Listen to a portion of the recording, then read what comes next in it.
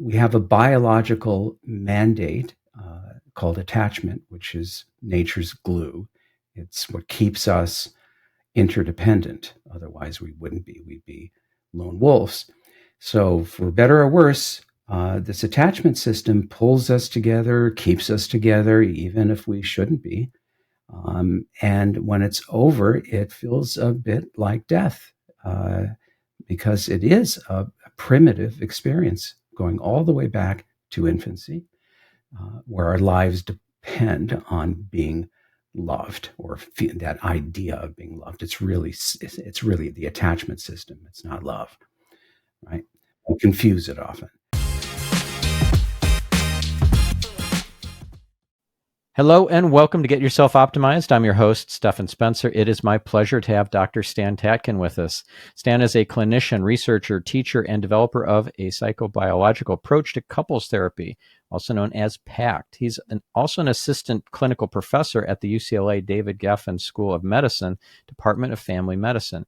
In 2010, he and his wife, Tracey, created the PACT Institute to train mental health professionals to think and work through a psychobiological lens in their clinical practice.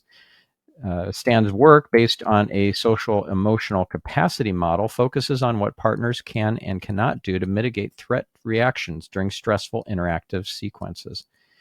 He's the author of We Do, Wired for Love, Your Brain on Love, Relationship RX, Wired for Dating, What Every Therapist Ought to Know, and co-author of Love and War in Intimate Relationships. And his latest title is In Each Other's Care. His TEDx talk has reached over 1.7 million people. Stan, it's so great to have you on the show. Thank you. Thank you for having me, Stephan. I'm so sorry that was a bunch of words that were very difficult to say. You have quite a lot of accolades and accomplishments. It's quite impressive. So I'm curious to hear how you got into this area of study and expertise. I wonder sometimes too. And we were talking earlier.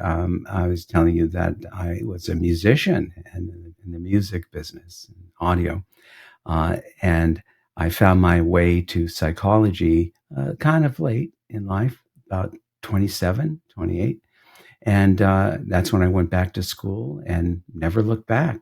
I've done many, many things in the field. I worked for a fellow named John Bradshaw, who was big at one point, was part of his inpatient hospitalization group, and where I worked with people in hospitals, and then was a drug and alcohol director at Charter Hospital, and then started to study neurobiology and attachment, and from there, personality disorders, and then back to attachment.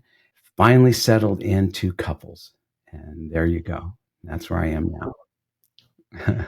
So what is it about attachment that our listener really needs to know? Because I know there are different models for attachment. There's attachment that's dysfunctional, and there are attachment models that are like the avoidant teen, inner child, connecting up with the anxious child who's fearful of abandonment. This is all very fascinating to me. I've studied a bit about it, so I'm curious. What would you be recommending our listener focus on in terms of attachment, and why? Attachment is really the study of the felt sense by an infant, and it's tested anywhere from 10 months to 18 months of age. The felt sense of an infant's safety and security with their most depended upon figure, usually mother, could be any caregiver. And that sense of safety and security shapes the way the child behaves in terms of intimacy, in terms of moving toward in a way that a caregiver figure or other caregivers, if the relationship is secure, that baby seems to do very well both in being able to cling or go back to the mother for a safe harbor whenever needed for refueling, or is able to distance and explore the non-caregiver world without consequence. And that would be considered secure from the baby's point of view. From the baby's point of view, insecure attachment would be something other than that.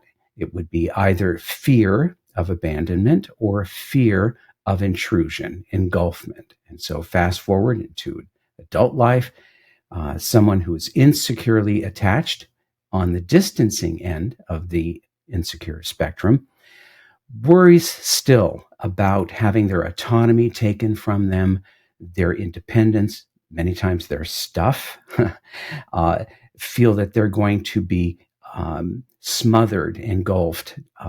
They're going to lose their freedom. They're not going to be able to be themselves. And so they're distancing. The other side of the spectrum, some people call them anxious, just anxious attached, but both are anxious, by the way. The distancing people are anxious about being smothered and having their freedom taken. The other side is anxious about withdrawal and separations and reunions and being rejected, punished, abandoned. And they're preoccupied with that. And so both sides can be challenging for people because their defenses often come off as threatening to the other person, right? I don't understand why you feel so good when you're away from me, why you like your alone time, why you don't like for me to even call out your name and ask you a question, or why you keep testing me, why you keep wanting to know whether we're okay and whether I love you. And you ask me at 10 o'clock at night, just when we're going to go to bed. And many times you're angry when I return from being away. So both of them have their challenges, but if we understand that these are just a set of fears based on adaptation, it's not a personality, these attachment organizations can and do change throughout life. So how do you fix that? How do you change and adapt in a way that is more functional in a relationship? And there's the rub, isn't it? Because these are formed interpersonally. And if I am one or the other, my behavior is alarming to you. And guess what it does? It causes you to behave in a way just as I expect, which consolidates my fears around my attachment, right? And so the chances of my staying the same way through life are high unless I go to therapy or unless I begin to grow up and I have better and better relationships with lovers. And then I can start to move out of this or read my books. And Starting with which one? all of them, actually. I talk about secure functioning, which isn't secure attachment. It is a set of social contracts based on fairness, justice, and mutual sensitivity. Follow those guidelines of teamwork, and you too will eventually become secure if you do it correctly. And have you had personal experience of being in an insecure or dysfunctional relationship that you learned from experience that this is how you get out of it or this is how you heal it? Most definitely.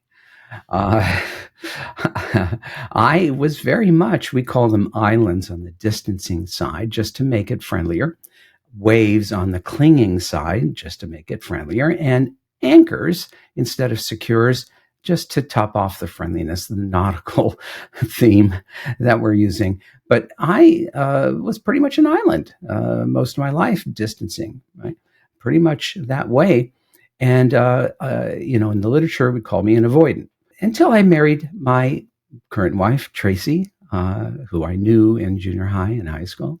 And she pulled me into security. So I'm now a little bit on the clinging side, I gotta say. Huh. Developmentally, that makes sense.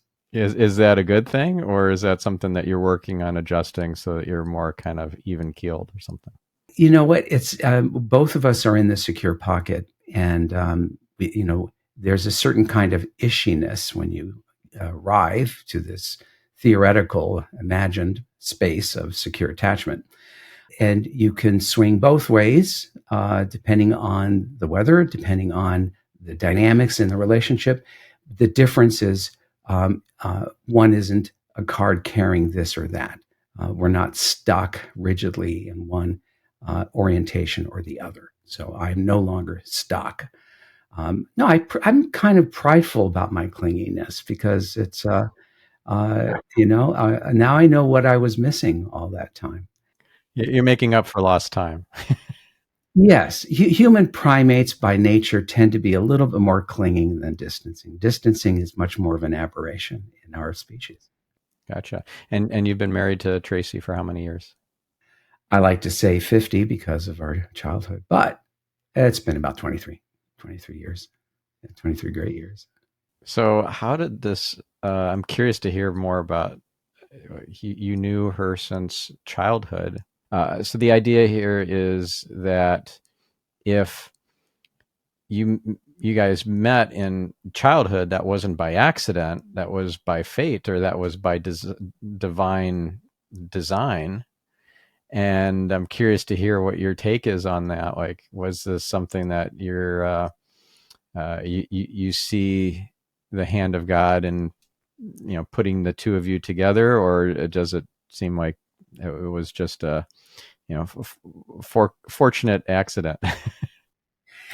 Well, in the beginning, we met in junior high. We were in junior high math or science together. And then I knew her throughout high school, and we lived near each other. We didn't travel in the same pack. We were in two different cliques. I was in the musician clique. She was in the surfer girl track runner clique. And I had a mad crush on her, and she didn't know. We didn't hook up until our 40s. After my divorce, and being the walking dead I was during that time, I reached out to her through our Palisades High School alumni. And then we carried on an email back and forth for quite some time before we met in our, in our um, neighborhood park for hiking. And so you could say that because we both talk that had we met earlier, we probably wouldn't have been interested in each other. But so in terms of serendipity and timing, absolutely. In terms of this happening to me, unquestionably, I feel blessed, lucky, uh, because I don't know how other people have felt about their divorces. For me, uh, it nearly took me out. I was terribly, terribly depressed. I never thought I would divorce. And it was soul crunching for me. And so many times I think that Tracey saved my life in more ways than one. Amazing. I can relate, by the way, to this experience that you're describing, where it was soul crushing to go through a divorce. I felt like a failure when I went through my divorce. I felt like I had ruined my kids because I was a child of divorce, and I knew how traumatic it was to be that. I actually had a big book on the topic of children of divorce. I remember having that on the bookshelf, and I'm like, this is not going to be my kids, not on my watch. And then my wife at the time, after 18 years, decides this is it. We're done. I was devastated, and I was in kind of a low grade depression. I think it's called dysthymia, for a couple of years. And I didn't have a single date for 2.5 years after the separation. Same here. This is more pathetic than that. People who knew me remembered.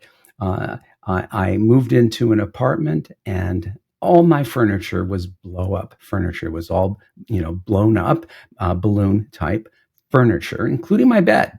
So it was all temporary. I didn't want anything permanent. And I was a mess. I was just a mess. What saved me during that time was my work, being a therapist and teaching university. Those two things saved me because I could think about other people and not myself. And that kept me going. So yeah, I take it very seriously. I take this idea of attachment and breaking up and in particular marriage, because marriage means something more to many people than others, that we have a biological mandate called attachment, which is nature's glue. It's what keeps us interdependent. Otherwise, we wouldn't be. We'd be lone wolves. So, for better or worse, this attachment system pulls us together, keeps us together, even if we shouldn't be.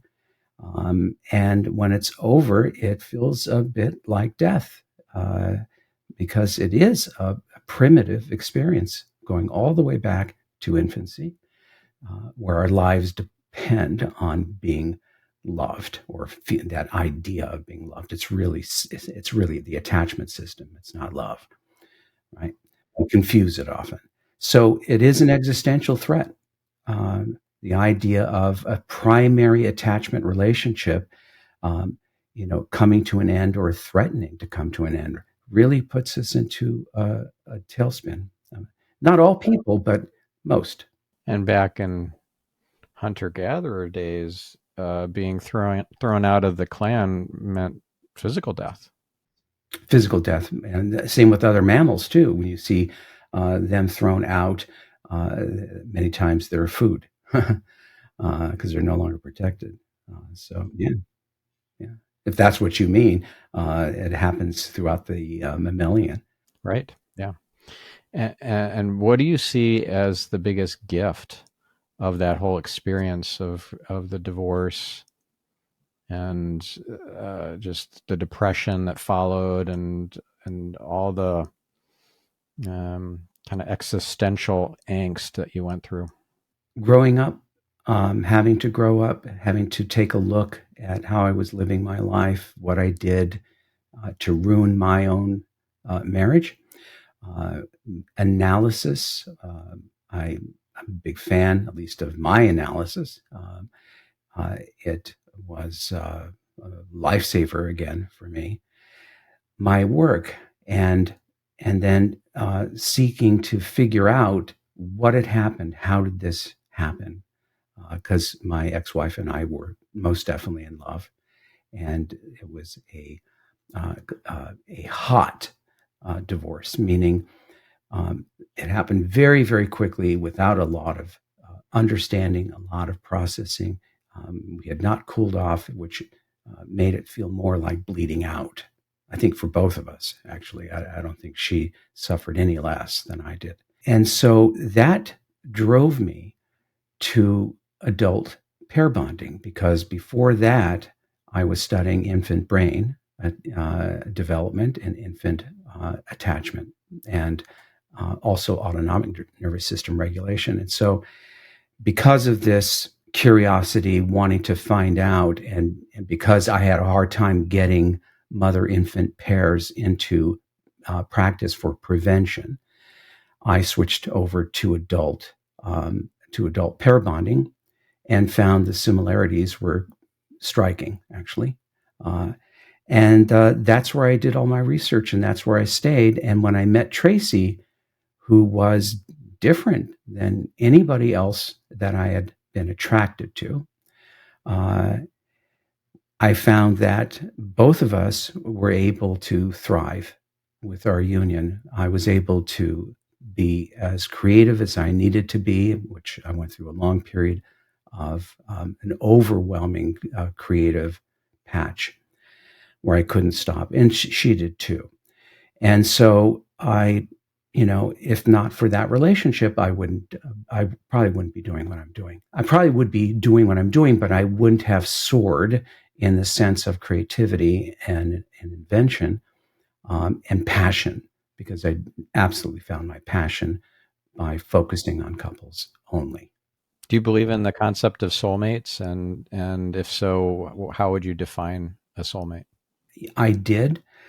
I have a different view of coupling than I once had. As a scientist, I have a different view. We pair bond by recognition and familiarity. I do stand in awe of nature, of biology, of how we meet and how we even spend more than an hour together and then decide to spend a day or a month or years together, and all that goes into that, most of it non-conscious. And I think it's absolutely fascinating. Soulmate, to me, I think, was someone who was actually me, right? When I was younger, my soulmate that I imagined was another aspect of myself, not a completely different person who would be frustrating, annoying, irritating, disappointing, and contradictory, right? No, this would be the perfect, alter me, right? And that's why I thought of my soulmate, and that's exactly, I think, many times what drew me to the wrong relationships. Not that the people weren't wonderful, but the wrong relationships. It wasn't until Tracey, it took me a while to fall in love with her. She was so different and so alien to me that it was almost too strangerish, right? I write about a balance between familiarity and strangerness. That there's a balance there that's necessary. Um, Too familiar, too much like you're with your family.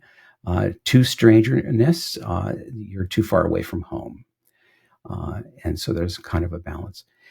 And so I don't know if I was ready for that, and that's why I was able to stick with it. She stuck with me too because, kind of being this depressed, tearful, eating gummy bears in the middle of the night, locking himself out of his house because he took Ambien. I was really not very attractive, got to say. And she hung in there with me. Uh, I think that whole experience was a rebirth for me. And I still look at her to this day, and I understand why, as someone who is still not me, not even close to the women that I would fall in love with in the past. And yet I am still in love with her today, and more so every day because of a different attitude. What we do for each other is different than a feeling that comes and goes, that cannot be controlled by will, as opposed to something that is earned every day. And that's exactly what our relationship is like. So, soulmate, no, the person who I've chosen to be my intention, my absolute focus, the person that I'm constantly learning, like my career that I've decided, ride or die. I think it's more internal than it is anything else. A decision to not let my mind push me around and live a life of purpose, dedication, and principle. And that I would say is a blessing. So there's a definition of soulmate that I really resonate with. I'm curious to hear your take on it. It's from Edgar Cayce. Edgar Cayce was a very famous clairvoyant 100 years ago. And he said that, and I don't know if this was channeled. Probably it was channeled. Yeah, got a lot of information from his higher self that he channeled.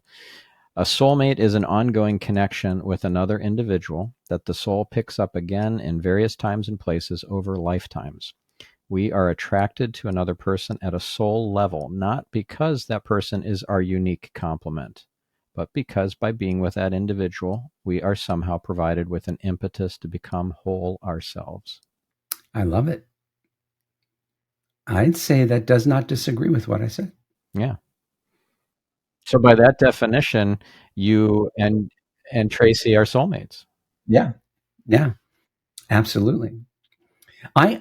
Tracey is a religious Christian. I was born a Jew, raised by a Catholic, but I never found the God gene. I did find a lot of spirituality, quite a bit, just because of my nature, introversion nature. but also experimenting with some mind-expanding drugs in my time. And I've had some very deep, profound experiences. So I'm very plugged in there. I just couldn't get on board with organized religion. Just never spoke to me, and that's because of my upbringing, actually. Yeah, I have an experience of getting kind of disenchanted, let's say, with religion as a child. I went to Catholic school most of my childhood, all but 2 years, and my grandparents raised me for much of my childhood, but one was a Jehovah's Witness and the other was a converted Catholic, and so they were at odds on everything. And I just thought, wow, this is all bunk. This just doesn't make any sense. They contradicted each other so much. It just there was no cohesiveness or shared understanding or shared position on anything. So yeah, uh, I didn't buy into even God, let alone religion, for most of my adult life up until age 42 when I went to India and had a spiritual awakening. A monk touched me on the head, gave me a blessing called a diksha, and then I did have a psychedelic experience of everything being one and everything being all lit up in a kind of technicolor psychedelic way, like a cartoon. I'd never had any experience with drugs ever. I was going to say up to that point, but no, I still haven't. I've never done anything, even marijuana, even smoking cigarettes. No, any of it. So that changed me. That really opened me to the experience of God, because the monks explained to me that the divine is an experience, not a belief. Yes. So you get all these beliefs shoved down your throat in school if you go to a religious school, and they don't necessarily ring true or resonate with your heart and your spirit, but you're just told to believe it anyways, and that never sat right with me. I think being given stories, allegories, stories to give us a sense of God probably was a mistake. Instead of encouraging, which I think American Indians, maybe not all, but tended to do, journeys, right? Your own experience, your own spiritual experience, your own opening to a oneness, a belonging, right? Instead of a doctrine, which then turns into a political issue and how people get along and don't get along.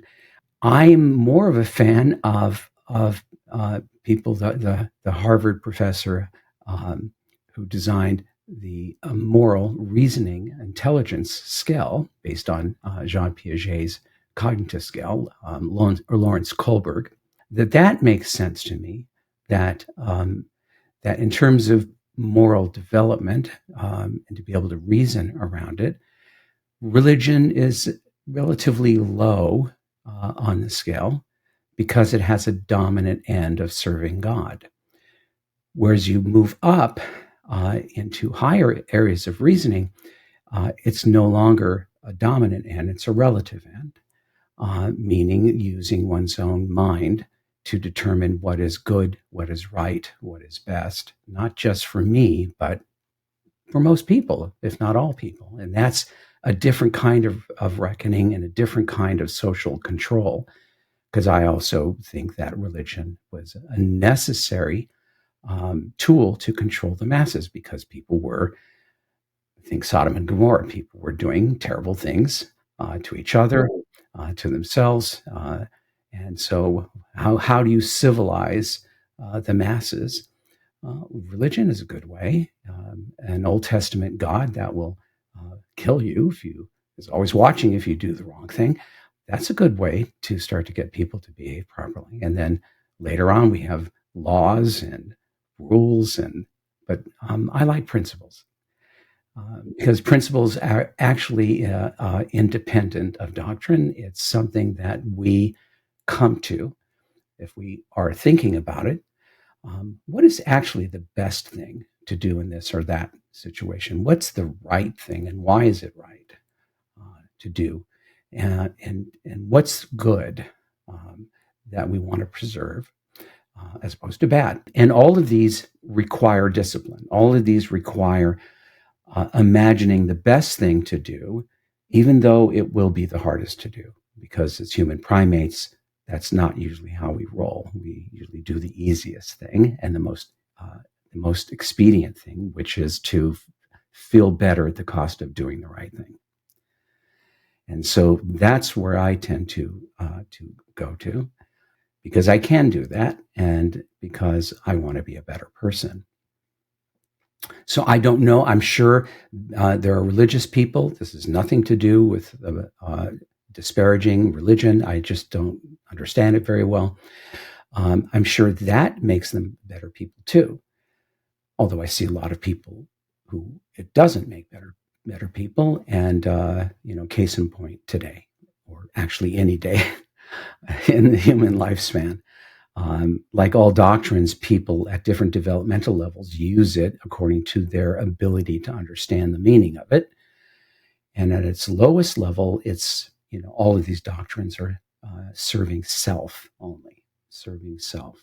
There's a methodology or a system called spiral dynamics that has colors associated with each of the levels, and blue is the level of being very didactic, and these are the rules and you have to follow them. That's it's all about the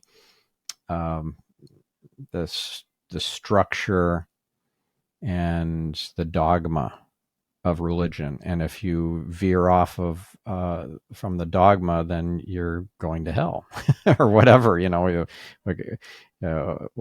whatever the penalty is, purgatory or whatever. So if somebody, however, is one of the more elevated levels of in spiral dynamics of, let's say, green or yellow is integrative.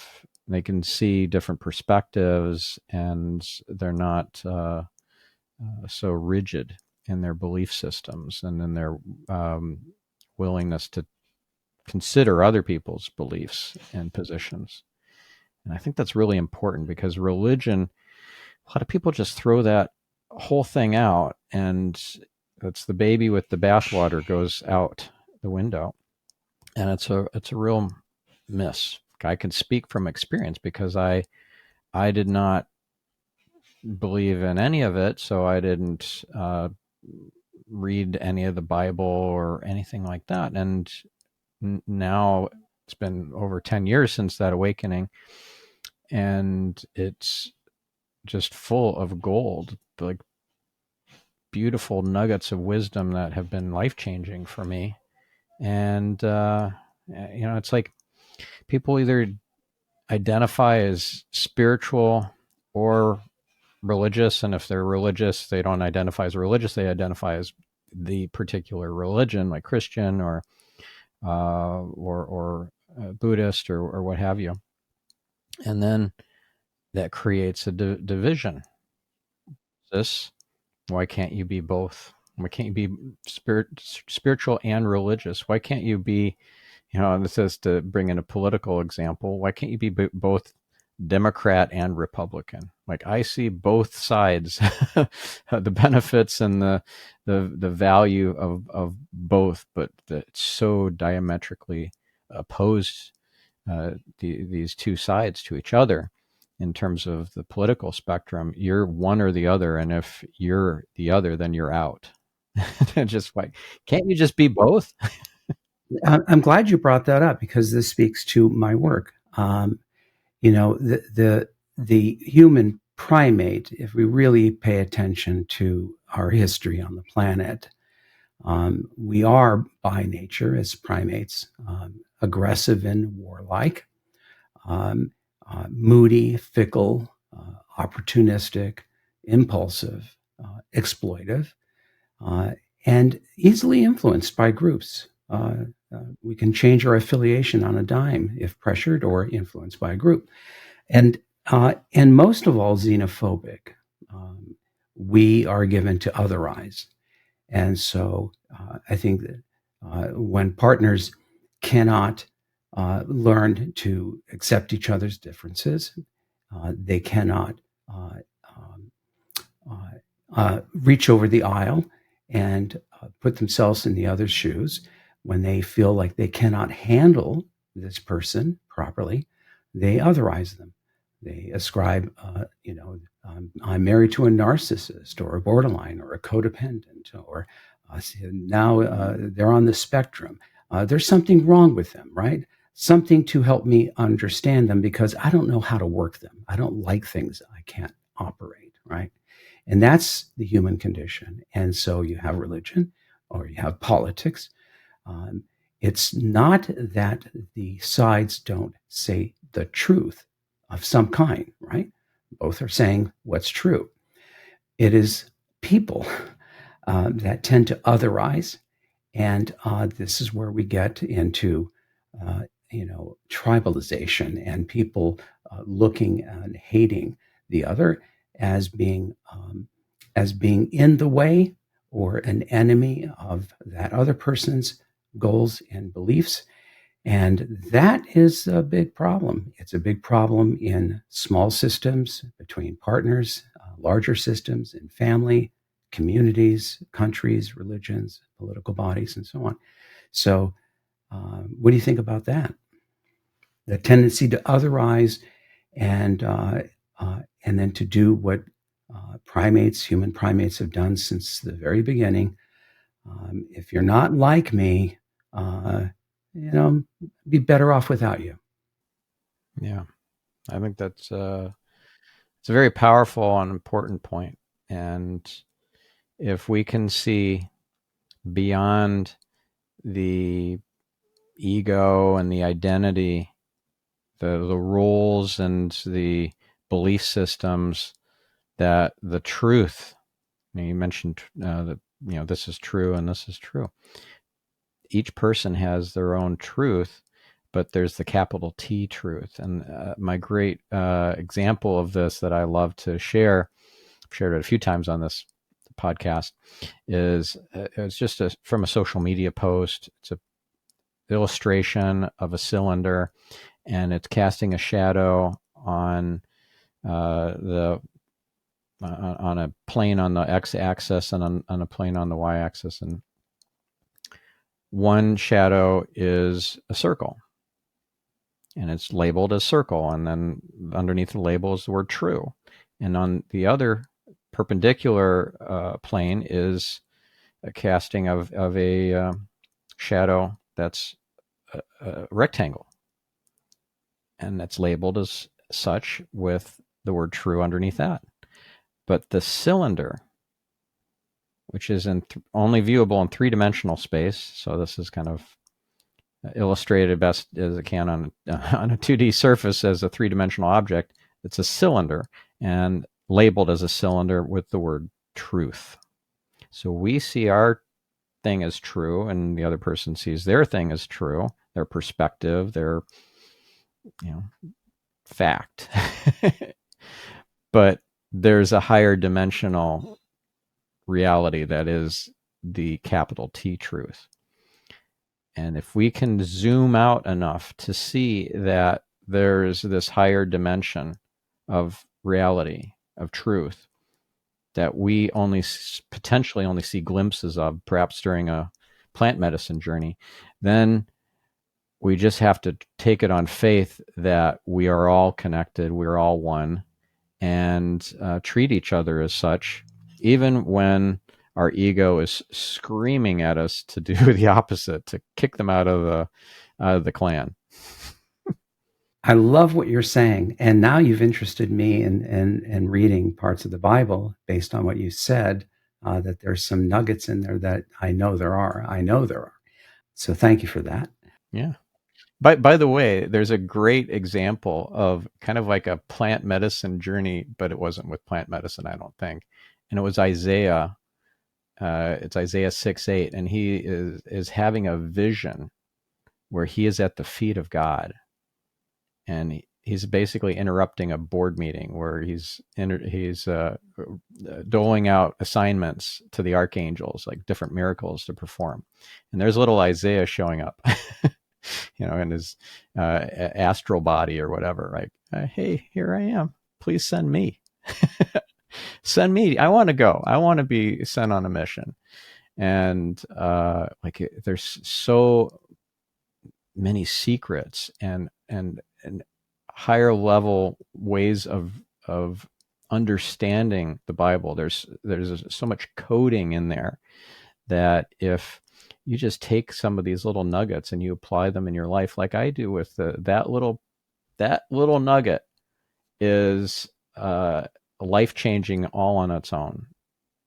I made it part of my morning routine that every morning I will imagine myself at the feet of God, like Isaiah, and I will ask God to please send me, right? And I envision that I'm being somehow in the upper world assigned these assignments to deliver God's miracles, and the most astounding things show up for me. I'm at the right place at the right time, saying the things that, like, how could I possibly know to say that thing, or to recommend this particular resource or tool, or just, I don't know. It's incredible. I mean, we are all connected. We are all one.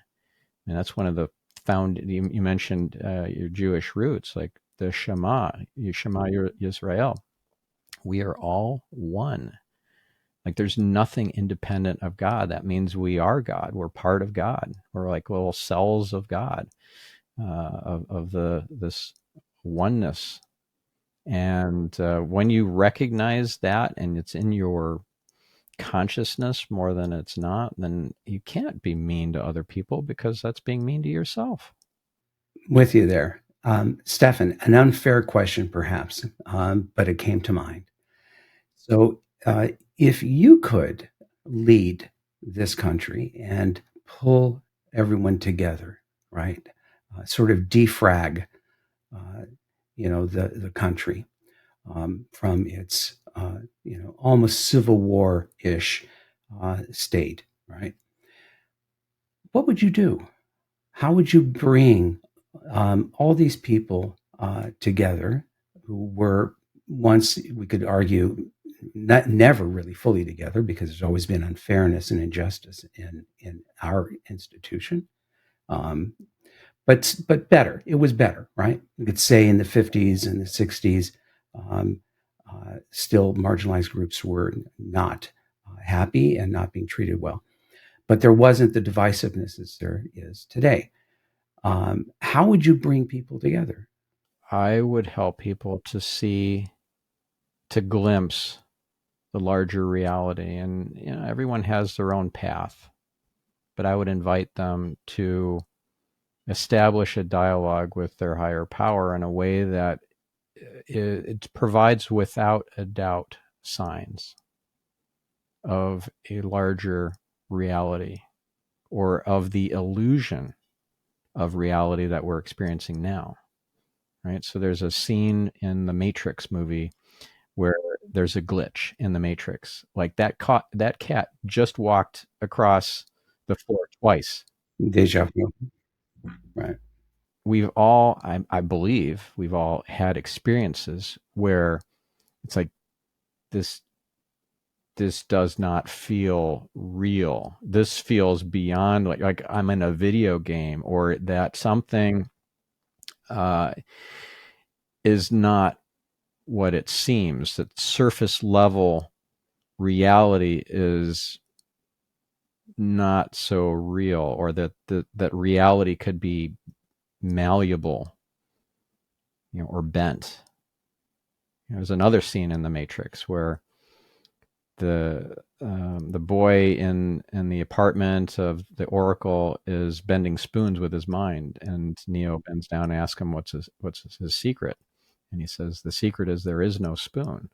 So my solution that comes to mind right now, and when you're asking me this, is I would help people to see there is no spoon.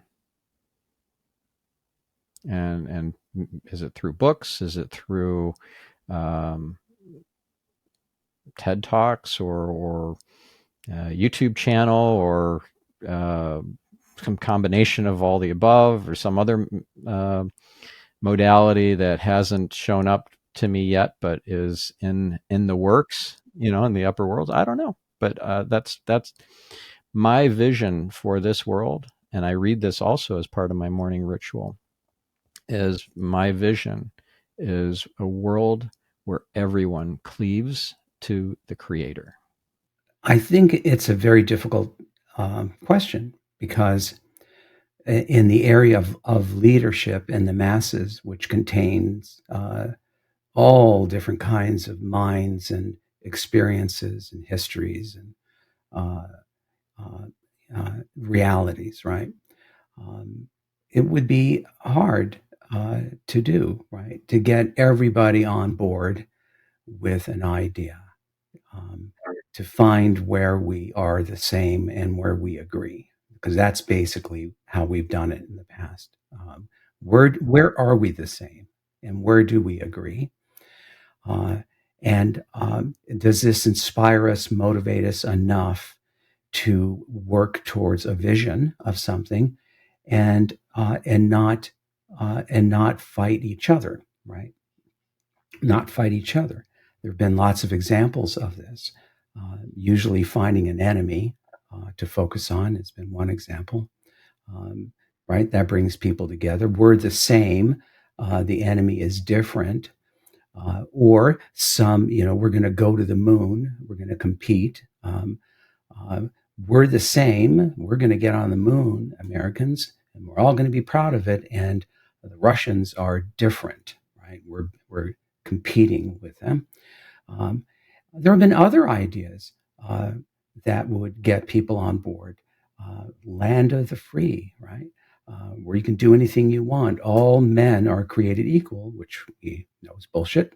Uh, Great idea, still hasn't really fully been implemented, but certainly something that would get people to go, I want to join. I want to do that. Right? And that seems to be missing. And that is one of the things that I find that is chronic in families and even in partners. The human tendency to always look where we are different and where we disagree, because it's low hanging fruit, right? It's the first thing we notice. Uh, and people who have perhaps higher social emotional intelligence, or just people who have the capacity to create consensus, know better. They know how to bring people together by finding where they are actually the same. You all wear Cubs hats, therefore it doesn't matter what color you are. You're all Cubs fans. And oh yeah, well, that's right. Yeah. Oh, I like you. Oh, yeah. What do right? And all it took was a friggin' hat, right? Yeah, that reminds me of the book by Dr. Robert Cialdini, Influence. And one of the principles is unity, the unity principle. Hey, I see that you also went to University of Michigan, blah, blah, blah. And then the sales pitch. And like, oh, I'll actually listen to your sales pitch. Go blue. And people, who are good doers and bad actors know how to manipulate this. This again, because we're incredibly intelligent animals, arguably the most on the planet, and we're equally stupid. We can be tricked. We can be tricked by our own minds. Somebody can social engineer us and get information from us if they know exactly how to make us feel relaxed and trusting. Right? Oh yeah, I went to school. I went to there. Who was your instructor? Yeah. Oh, he was great. Hey, you wanted me to buy you a drink? By the way, where do you live? I can get all sorts of information from you, right? What's your maiden name? Your maiden name, right? I'm going to guess your social, just the last four. See how good I am. And so, I guess my point is, first of all, I believe the existentialists were right. We are in a panic from the time we're born because we don't have a purpose. We don't have a meaning. There is no meaning except the ones we make up. We're going to die. That's pleasant. We don't know when. We are alone. But wait, there are other people here. Yay. But then you start to talk to people and you realize we're not on the same page. Yeah, I thought you were, but you're not exactly on the same page. And then we realize nobody is, because to be on the same page is impossible. Two different brains, two different histories, two different nervous systems. We only approximate each other's minds. And so then we go back to this idea, shit, I'm alone. Is there anybody? Many times I think people's idea of soulmate is somebody who will finally get me, right? And I'll get them because they're so much like me. And that need to feel that I'm not alone, that my world makes sense to me, that I can contain it by categories and by boxes, by careers, by religion, by whatever. It's a necessary thing, right? Otherwise, we become way too anxious, and life is constantly scary. But the biggest illusion, the biggest lie that we've all bought into, I would say, is that we are alone. We don't even have and true, like capital T, true reality. There is no private thought. You're not ever alone with your thoughts.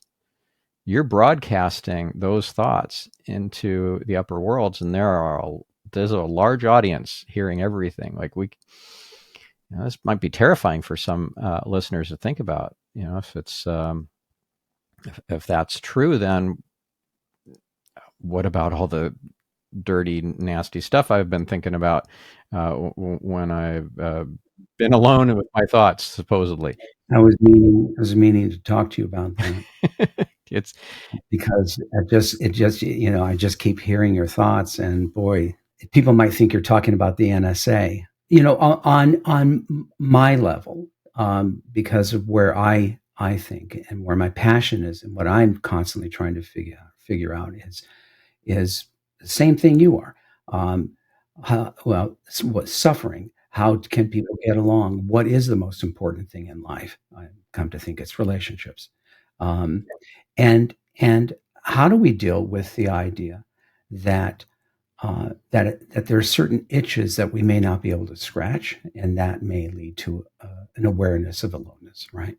That you didn't get my joke, or you didn't enjoy the same dark movie that I really appreciated. I don't get it. I thought that was just awful, horrible movie, and I could feel alone. Right? Really, you couldn't see that. You couldn't see it was so esoteric, and it was funny. What was funny? There's nothing funny. Okay, so I'm talking about that kind of thing. But also, as you mentioned, at the reading of thoughts, that we are affecting everyone around us at every moment. That our mood, our state of mind, we may think it's an inner thought, but my inner thought turns into a facial expression, which then you see and then you react to. And then I see your reaction and I think you're just nasty. But you're just reacting to my nasty face because I was thinking nasty thoughts. I don't know which is which. I don't know. I can't see my face, and I can't hear my voice, and I can't watch my posture to see whether I'm looking like you should walk across the street when you see me, right?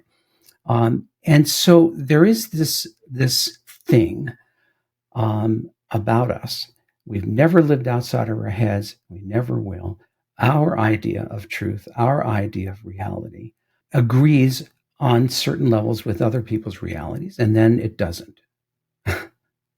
And then it doesn't. You just yelled at me and you say, I did not. I said it like this. Oh, no, you think you said it like that, but you didn't say it like that. You just said a dangerous word to me. Well, can I talk? Can I say things? Yeah, but you should know me. That word is a buzz, is a trigger for me, and you keep doing it. There are certain sort of built-in human problems that all muck up our ideas about unity and bringing people together, and the ideas that you're talking about. Um, it's there are a lot of conundrums. So I deal with it by studying couples, by studying their behavior, by watching them as if I'm watching them in their animals in their natural habitat, by video recording, and then doing digital frame analysis, watching their faces, seeing fights start way before anyone knew they were starting a fight, misunderstanding each other, talking about two different things, scaring the other person, not with words, but their face, and not knowing it. So these things fascinate me. And I think many times if I can get to the bottom of this by studying it and get very granular, maybe I can start to understand some of the bigger questions as well, including my own existence, my own happiness, by studying couples, which I love. Yeah, I had Dr. John Gottman on this podcast, and his wife Julie, and amazing episode, and we did touch on all their study on micro expressions, and Oh, he did talk about micro expressions. yeah.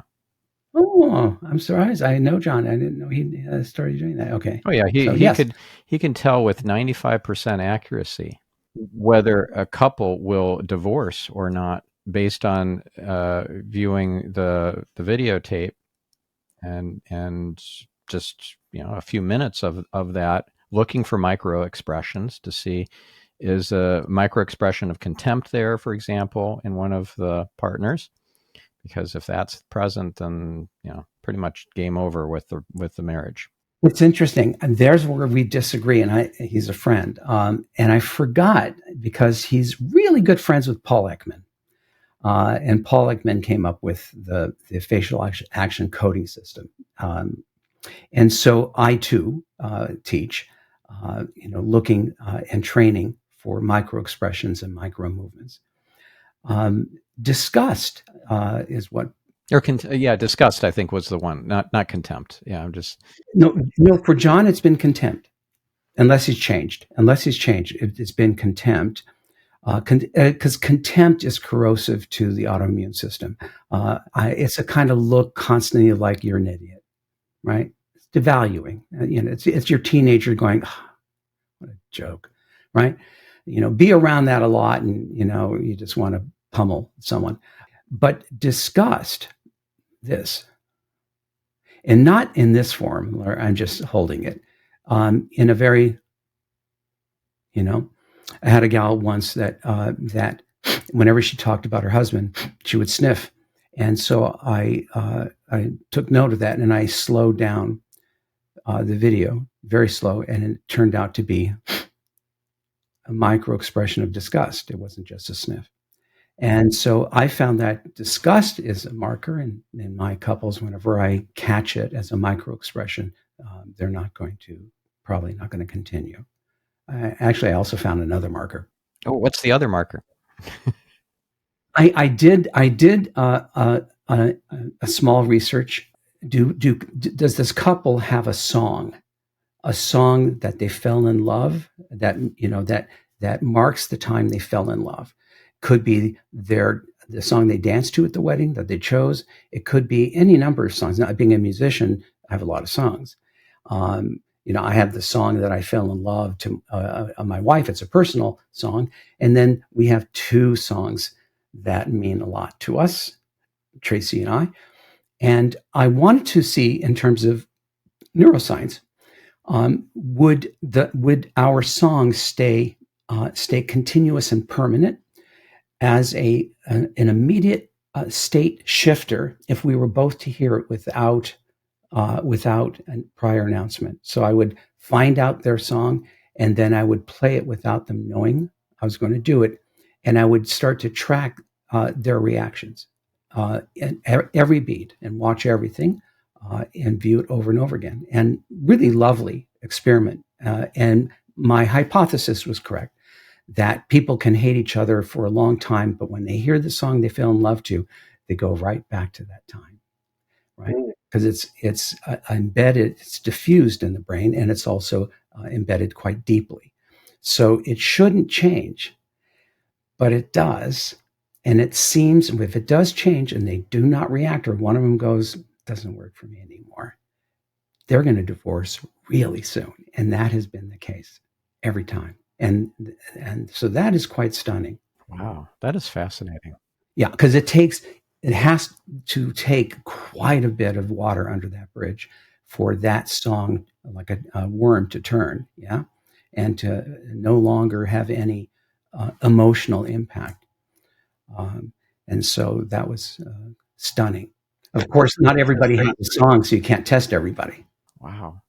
I know we have to wrap because you have to go, but wow, this has been not what I was expecting to talk about, but thank you so much for entertaining my whims here of going different directions besides the, the the typical. But yeah, if our listener wants to maybe get some couples therapy through you, or at least learn from you, from your books, from your TEDx talk, from your YouTube videos, and whatever else, where's the best place for them to go? Simply go to thepactinstitute.com. So it's the PACT, pactinstitute.com. And this started off with my training mental health professionals, still do around the world. So we train therapists, but we also do couples workshops throughout the year online. And we're doing a couples retreat, a 5-star retreat in Portugal next year, in Porto. You can find that on the website too. Those are wonderful, and I encourage you to come. So workshops are really good and cost effective. And then, of course, you can get a hold of me. Awesome. We'll include that in the show notes, and I encourage my listeners to check that out. And of course, to read your books and watch that TEDx talk. We'll include all that in the show notes for this episode. And thank you, Stan. This has just been a real pleasure to get to know you and to talk deep stuff with you. So thank you. Thank you, Stephan. It was a pleasure. And thank you, listener. We'll catch you on the next episode. In the meantime, have a fantastic week. I'm your host, Stephan Spencer, signing off.